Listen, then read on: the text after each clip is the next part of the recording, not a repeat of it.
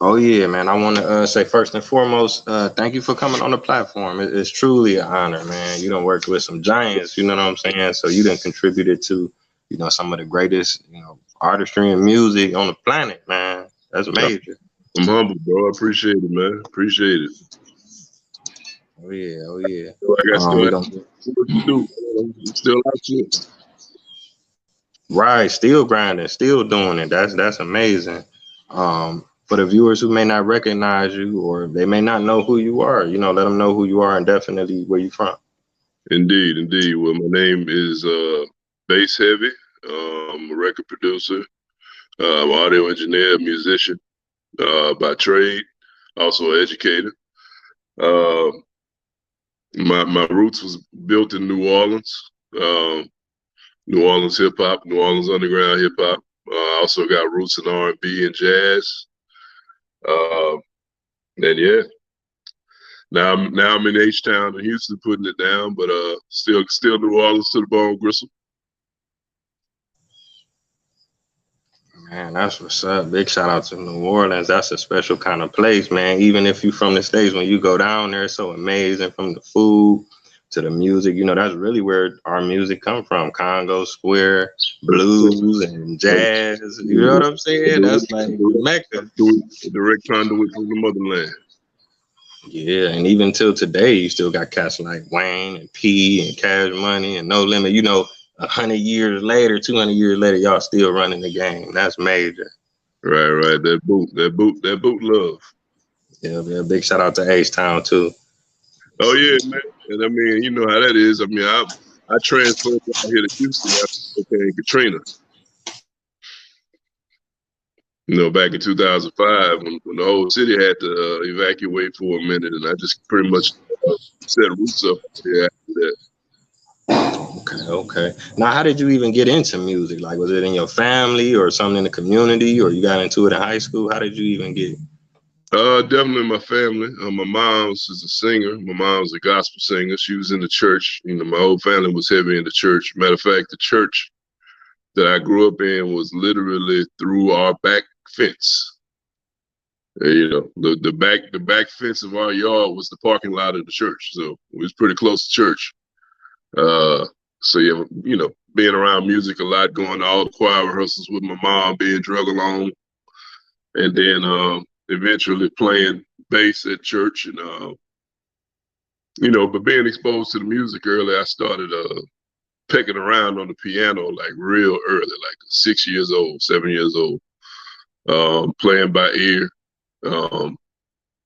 Being able to hear something on the radio and recreate it on it, on the keyboard and that kind of thing. So it was recognized early that I had some musical talent.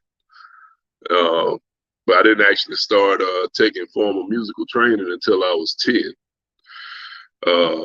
And at that point, I started going to performing arts school, 6th grade, and started on piano. So that's when I learned music theory and learned how to play the piano, classical. And then I started playing jazz my 8th grade year, and then never left jazz alone. I did that all the way through high school. I went to Performing Arts High School as well. And then I went on down there to New Orleans because I'm originally from Shreveport. I was born and raised in Shreveport, Louisiana. And I went to New Orleans for college. I was a jazz studies major at the University of New Orleans and electrical engineering. But because back then, they didn't have audio engineering as a major. That didn't come till a little later. So I made up my own major. I put engineering and music together to make my own audio engineering major. But yeah, man. So it started pretty early, but I was blessed to be able to have, some pretty good channels to be able to pick up on it pretty early.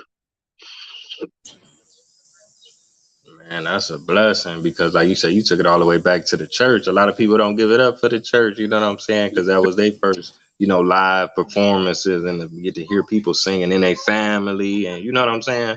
Right. And what I credit the church for was my chops, man. Like, the church was like constant practicing. Once I picked up the bass and started playing in the church, man, we had those choir rehearsals. You and the drummer, you battle. You know what I'm saying? So You know, you had to keep it funky. We might play one song for 30 minutes. So I mean, that gets your stamina up pretty good, man. So by the time I got to New Orleans, I was a beast, man. 'Cause I had been playing at church for 3 years at that point. Okay, wow. And then, like you say, your mom was a singer, so you got it on the genetic side, and you got it, in the environmental side. So that's Well, a blessing too. Shout out to the fam. Let me see. When did you when did you like get into the hip hop and the production? Like, when did you get your first big break? Like, okay, I'm about to start working with these artists. yeah, well, one thing is certain. I always loved hip hop. Of course. I mean, hip hop was born. I really started thriving in my childhood. So I remember, my first tape, my first actual record that I owned was Lottie Dottie. You know what I'm saying? With Dougie Fresh and Slick Rick. And I was always into hip hop. Definitely always wanted to make hip hop. And when I got to college, I had like a little situation in my dorm room. I couldn't afford, real expensive studio equipment, but I had my Casio keyboard, and I had my bass, and I had this little tape deck 4-track recorder. So I used to start making beats in my dorm room, man. My dorm room turned into like a demo studio for all the aspiring rappers in the dorm. So, I got a reputation for like being able to hook up beats with little or nothing, you know what I'm saying? So that was my thing. And I got my first, I was still also gigging on the bass. Like I said, bass playing, that's why they called me bass, the bass is my main thing. So my first big break came from me playing bass on somebody's track in the studio, man. It was just a homeboy of mine. He ended up being a good long time friend of mine. Called me in to play some bass on some stuff, and it just so happened in that same studio and another room was the rapper Mac from No Limit, the Camouflage Assassin. So he overheard me playing on this other Cash track and, sniped my number like, yo, you need to get dude to play on something for me. So he called me in a couple of nights later and I played on some stuff for him, man. And he paid me very well for that. He paid me more than I thought people would pay for a bass line, you know what I'm saying? At that time, I was playing gigs in the first quarter in New Orleans, making like, $75 a night or whatever. So he asked me what I would charge for the bass line, and I was like, hey man, this dude with No Limit. I'm gonna see what I could get. I was like, give me $200, he smirked it off and wrote me a check for $1,000. So yeah, I took that $1,000 and bought my first real drum machine, and bought a sound module. And that's when it just, it took off. Everything met at the same time. I started making beats, going crazy. So this was 98. This was 1998. This is my senior year in college. Matter of fact, I had just moved out of the dorm. You know what I'm saying? I moved in a house with a bunch of my homeboys, man. It's about 30 of us in one house. It was like Animal House in there. You know what I'm saying? And I was just making beats every day, man. And he called me one day to say we're going, he wanted to pick me up to go to P House. And that day he called me, it was just enough time for me to have to made, about 20, 30 beats. So once we went over there, I let him and everybody else hear those beats, and the rest is history, man. I started getting my placements. Wow, man. Big shout out to Mac. Welcome home. Definitely one of my favorite members on the Tank. Highly underrated, but more importantly, no matter who I interview, if you ask them about Mac, they speak about his character and his personality. You can tell he's a genuine, great dude. Mac was the plug, man, and he always looked out for everybody around him, man. Still to this day. Matter of fact, yeah, a lot of people say that. Working on some new music with him, as a matter of fact. Oh yeah, I look forward to that, man. That's dope. Now let me see. Who else did you get to work with on the Tank? I was looking at your page. You worked with C Murder and P. Yeah, man. So that's how that worked, man. Mac was my conduit. He brought me in, and when I went to P House that day, and he heard what I had, he invited me to come with them to Los Angeles, where they were working on 3 albums. They were working on Max World War III. They were working on Magic's White Eyes, and they was working on Master P, Only God Can Judge Me. So I immediately got called in to jump on this bass line, which turned out to be for Master P and Nas. Where do we go from here? And then I met C Murder while I was out there, who was in the process of building a studio, and he needed an engineer. So, everybody was like, bass know how to engineer, so they plugged me with him. So I ended up being his in-house engineer for a couple of years, man. And me and C ended up working on about 4 albums together. And, he had True Records. And his artist was the Young Guns, which was actually members of the Gambino family, and Currency. And Currency, I think he's like 18 years old at the time, man. I did a whole project with him before the world even got a chance to listen to him, man. It was actually some dope stuff. All of that was right around the time C got caught up in all that trouble, so it never came out. Still got all that music, man. And worked with C, worked with P, and then also C introduced me to Soulja Slim. So that's how our relationship started. It's right before he went and got in that trouble, man. And I introduced me to Slim, and me and Slim just started rocking out, man. And he went and started his label, and I started working with him. And then Slim introduced me to BG. Then BG started his label. So then I started working with him and did about 4 albums with him. And C also introduced me to Mia X, and I did a project with her. But that was right at the time No Limit was changing from Priority to Universal. And that project never actually came out. But we had a lot of music on there. We had songs with Snoop Dogg and KRS-One and Betty Wright, Lil Jon. It was going to be something crazy. But, the game is crazy, man. You'd be surprised. It's probably 10 times more music the world never hear. You know what I'm saying? That's made than actually come out and, and hit the market. Wow, man, you named a lot of kings and queens too. I just want to touch on that, but before now, you said it ain't coming out. Why not?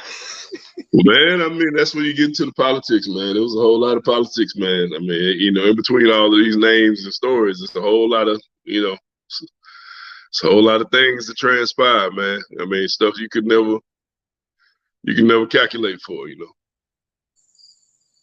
game, Right. Yeah, the game is unpredictable. Right. Because I know sometimes stuff be beyond your control. You just do your part. But yeah, rest in peace to Magic for sure. Rest in peace to Soulja Slim, man. What was it like working with Slim? I mean, you worked on his independent album. Now, was that the one with either You Love Me or You Love Me Not? Yeah. It's crazy, man. Because it was like I worked on 3 albums with him, man, and it just all happened in a blur. Like the first album I worked with him was with No Limit. It was The Streets Made Me. That was the album that he did right after he got out of jail. And No Limit actually put that record out through Southwest. And then he wasn't happy with the way the business was handled on that, so he left No Limit, went independent with no distributor, and did Years Later, which had, for no marketing, no push, just the streets. That thing sold like 100,000 units, on his own. So that ended up propelling him to get a deal with Koch. And so he put the same record back out with a couple of new songs called Years Later, a few months after. So that version of the album is the one I think most people have heard. And Love Me, Love Me Not was on there.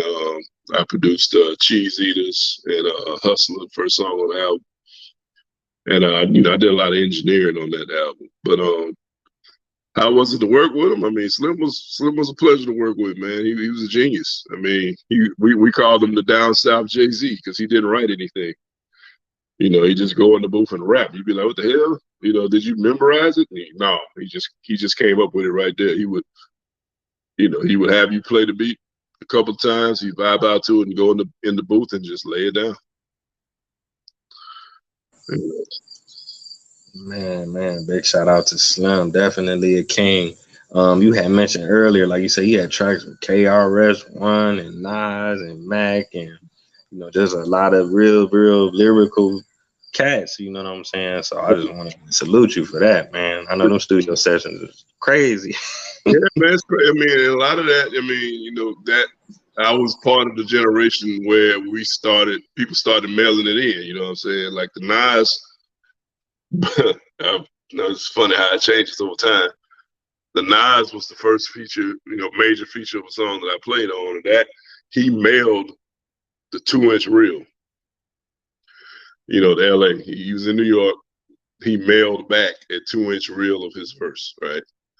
But then when you get to, by the time we get to the KRS thing with Mia, we're in Pro Tools now. But still, he FedExed a DVD of the Pro Tools session, and I flew the lyrics in, right? And you get to now, Cass is emailing verses, you know what I'm saying? So it's the whole full circle moment, you know what I'm saying? All of the different technological advances through the game. But I mean, past that, once you get past the New Orleans days, I also work with Manny Fresh, post Cash Money. And with him, man, I worked with everybody. I mean, Fresh touch everybody, man. And, I work with him is as a musician and as an engineer. So, I mean, we worked with T.I., Rick Ross. We worked with Good Music. So we worked with Kanye, Big Sean, Pusha T, Mos Def, Jay Electronica, everybody, man. Then I did a little stint with Mystical when he got out of jail the first time. I put together a band for him for a House of Blues tour, and we was doing a lot of music at that point. Did some music with him. We worked with Marsha Ambrosius, a lot of people, man. I mean, at a certain point when I got with Fresh, he had a 50-song writers deal with Atlantic. And so we just was either here in Houston at the studio all the time, or we were out in Atlanta at Patchworks just posted up. And whoever fell in the studio, we worked with them, It was around the clock thing. So who's who of people, fell 2 Chainz, whoever was around, And then somebody might just be coming in the hood, help write a verse. So we had a little writers camp here and there. So I mean, it's been a bunch of that over the years, Okay. Now I want to kind of talk a little bit about H-Town, because you said you went after Katrina, so that was was that around like the time the screw music started blowing up with Slim Thug and Chameleon and Paul Wall? Did you get to work with any of them artists from that wave? I've worked with a lot of them, man. And at that time, I think that whole movement had just started to die down on a national level, but it ain't never going to die in Houston, I think from the moment I touched down, literally, not around the time, not about the time, literally at the time I touched down was when Pimp C was getting out of jail. And so I was working with another good friend of mine that I work with is KLC, the drum major. And right before Katrina, KL was working on Bun B's album, that Trill record. And the last thing I did in Louisiana before Katrina was play a bass line for KL's song with Bun. And right when I got settled out here in Houston, let's see, the storm was August 29th. It was Bayou Classic time around Thanksgiving. Bayou Classic couldn't happen in New Orleans where it normally happens because the city was still in shambles. So the Bayou Classic was out here in Houston. And at the same time, Pimp C had got out of jail. And they had a studio session to start working on the UGK for Life album. And I got called in on that session. And it was crazy because, like I said, it felt like the entire universe was in Houston at that time because it's Bayou Classic, you know what I'm saying? It's in Houston. It's for the first time ever. So, you know, you got Grambling, Southern, everybody coming down here to see the game, and everybody coming down here to see Pimp. So yeah, I went to the studio, man. It looked like looked like Lennox Ball, man. It was crazy. And that day, that night, that's 2005. That night was when I hooked back up with Fresh. He was the first person I saw in the parking lot when I got ready to go in the studio. And we linked up then, you know, and yeah, the rest is history. Oh wow, man! R.I.P. to Pimp C. Man. Now let me see. I just wanted to ask you, because you worked with so many artists at this point in the game. You know what I'm saying? Are you still making music? You got any new projects coming out? You know, what's going on with you nowadays? I have planted my flag out here in Houston. Since I worked with rapper here, worked with Zero. I've done some things with Paul Wall, Young Star, and the Screwed Up Click. You know, I did some stuff with Flip. The most recent project that's out there now that I got production on is Zero. Zero just released that album at the end of last month called Pressure. I have 2 productions on there, Never Fold and Live It Up. 2 songs on there. Still working with Manny on some things. We've been working with this cat out of New Orleans named Nino Calvin. He signed with Cash Money. He's part of Rich Gang. Did some things with Scarface not too long ago. You know, still sprinkling things here and there, you know. But other than that, a lot of independent artists, whoever comes in and want to try to get that thing on, you know. I own a studio out here in Katy, and you know, the website is missioncontrolstudio.com. So it's bookable to the public.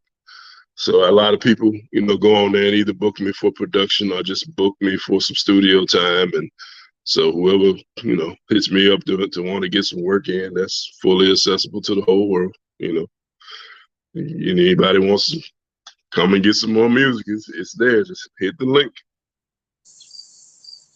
Yeah, man. Like I said, I was on the one of the websites, man. You got a phenomenal catalog. I mean, I only seen about maybe 10% of the people you named, and you named people from the East, from the West, from the South. You know what I'm saying? That's dope. So I want to thank you again for coming on the show, man. It's really an honor, because, you know, it means a lot more to me when I get to listen to the music and you get to hear the people behind the sounds, because the beats is, if not more important, they just as important as the artists. But a lot of time the producers, if they're not a household name, they get overshadowed. Not saying, you know, you need that, but, you know, for me as a, you know, as a fan, I want to know, you know what I'm saying? No, that's all good. I appreciate that. Okay, yeah. So I just want to thank everybody for tuning in. There's been another episode of Taye Speaks, you know what I'm saying? So until next time, King, we out. Peace. All right, peace, brother. Yep.